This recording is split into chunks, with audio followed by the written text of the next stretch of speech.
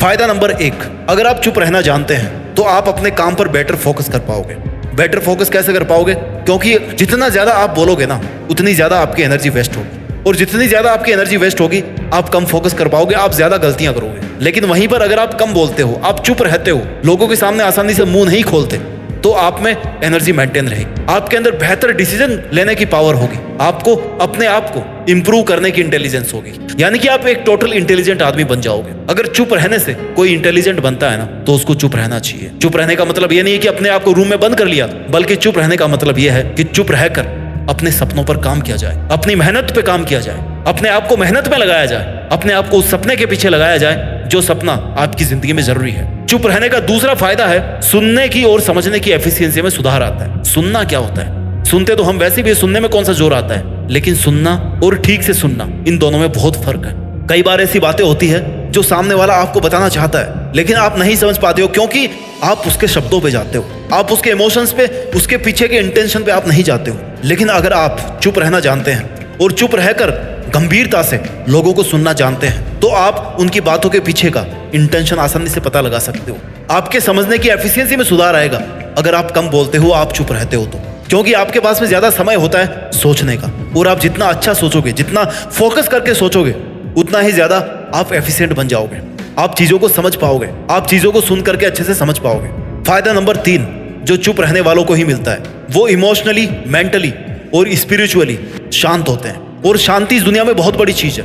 इंसान सब कुछ हासिल कर लेता है अपनी लाइफ में, लेकिन शांति नहीं हासिल कर पाता। पैसा कमा लेता है, महंगा बिस्तर खरीद लेता है, लेकिन नींद नहीं खरीद पाता, शांति नहीं खरीद पाता, शांति से अपने बिस्तर पे वो सो नहीं पाता। जितना कम बोलोगे ना आप, उतना कम लोगों से आप उलझोगे, उतनी ही आपकी बुद्धि स्थिर होगी। और भागवत गीता में कहा है कि हर मनुष्य को स्थिर बुद्धि होना चाहिए, और स्थिर बुद्धि वो तभी हो सकता है जब दूसरे लोगों में झांकने की बजाय अपने अंदर झांके, अपने से बात करने की कोशिश करे, ना कि इस दुनिया से। दुनिया भले ही तुम्हें चुप बोले कि ये तो चुप रहने वाला है, इसको बात करना नहीं आता, लेकिन जब वो बोलते हैं ना कि इसको बात नहीं करना आता, उसी समय आपके मन में ऐसे बहुत सारे अच्छे विचार चलते रहते हैं। आप अपने आप से जुड़े रहते हो, अपने आप से बातें करते रहते हो। इसको बोलते हैं इमोशनली, मेंटली और स्पिरिचुअली शांत रहना। आपका तनाव कम होगा। फायदा नंबर 4 जो आपको तभी मिलेगा जब आप चुप रहते हो, जब आप चुप रहना जानते हो। सामने वाला आपको सुनेगा, बिकॉज आप कम ही बोलते हो। चुप रहने से यह फायदा होगा कि जब भी आप बोलोगे ना, तब सामने वाला आपको सुनना चाहेगा। क्यों सुनना चाहेगा? क्योंकि आप बहुत कम बोलते हो। आपने देखा होगा कि आपके आसपास ऐसे बहुत सारे लोग होंगे जो हर वक्त कुछ ना कुछ बोलते रहते हैं, बकवास करते रहते हैं, उनका कुछ काम ही नहीं है। और दूसरा, लोगों की चुगली करते रहेंगे, उनकी आलोचनाएं करते रहेंगे, उनको क्रिटिसाइज करते रहेंगे, उनमें कमियां निकालते रहेंगे। लेकिन अगर आप उनमें से नहीं हो, आप केवल तभी बोलते हो जब जरूरत होती है, या आप अच्छा बोलते हो, आपकी वाणी में मधुरता है, तो जब भी आप बोलोगे ना, लोग आपको सुनेंगे, समझेंगे, आपको सुना जाएगा, आपकी बात की वैल्यू रखी जाएगी, आपकी बात को माना जाएगा। और जब आपकी बात को माना जाएगा ना, तो आपके बहुत सारे काम ऐसे ही सफल हो जाएंगे। जो बड़े बड़े लोग हैं ना, वो बहुत कम बोलते हैं, वो जरूरत होने पे बोलते हैं, और अगर उनको लगता है ना कि नहीं बोलना चाहिए, तो वो नहीं भी बोलते हैं। क्योंकि कई बार नहीं बोलना एक सबसे बड़ा जवाब होता है। नहीं बोलने में कई बार इतनी ताकत होती है जितना आप बोल करके नहीं समझा पाते हो। फायदा नंबर 5 जो आपको तभी मिलेगा जब आप चुप रहना जानते हैं, आप चुप रहते हैं। आप दूसरे लोगों को मोटिवेट करोगे। कैसे मोटिवेट करोगे? चुप रहकर नहीं। चुप रहोगे तो आप बेहतर तरीके से अपना काम कर पाओगे, आप उस लक्ष्य के लिए काम कर पाओगे जो लक्ष्य आपको अपनी जिंदगी में पाना बहुत ज्यादा जरूरी है। और जब आप पूरी नेगेटिविटी से, पूरी दुनिया से दूर रह करके चुपचाप अपना काम करोगे, मेहनत से, शांति से, तो आप अपने लक्ष्य को निश्चित तौर पर पालोगे। और लोगों ने ऐसा किया है।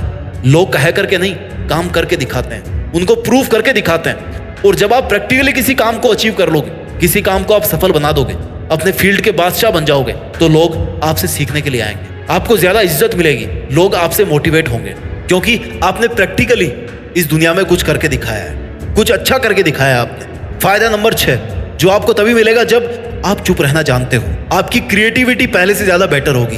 क्यों होगी? क्योंकि चुप रहने की वजह से आप अपने विचारों में खोए रहते हो। जितना आप अपने विचारों के साथ में रहोगे ना, जितना आप अपने लिए अच्छा सोचोगे, जितना आप इंटेलिजेंट बनोगे, उतनी ही ज्यादा आपकी कल्पना बढ़ेगी। और कल्पना शक्ति एक बहुत बड़ी चीज है। अगर इंसान अपनी जिंदगी में कुछ बड़ा करना चाहता है, तो आपकी कल्पना एक पक्षी की तरह, आप उसको जितना उड़ान दोगे, उतना ही आप अपनी लाइफ में अचीव करोगे। और अगर आपकी इमेजिनेशन पावर अच्छी है, और आपके पास में टाइम है, आप अपने आप को पॉजिटिव रख पाते हो चुप रख करके, तो आप ज्यादा क्रिएटिव बनोगे। ज्यादा क्रिएटिव बनने का मतलब है कि आप नई चीजें कर पाओगे, नई चीजें एक्सप्लोर कर पाओगे इस दुनिया में, नए काम कर पाओगे, कामों को नए तरीके से कर पाओगे, नए लक्ष्यों पर अपना हक जमा पाओगे।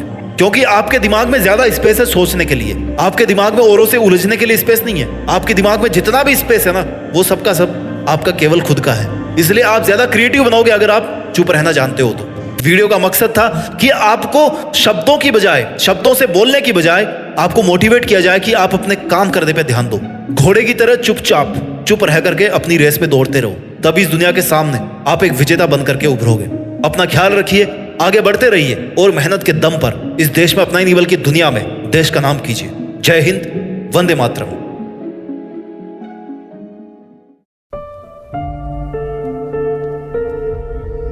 जीत फिक्स।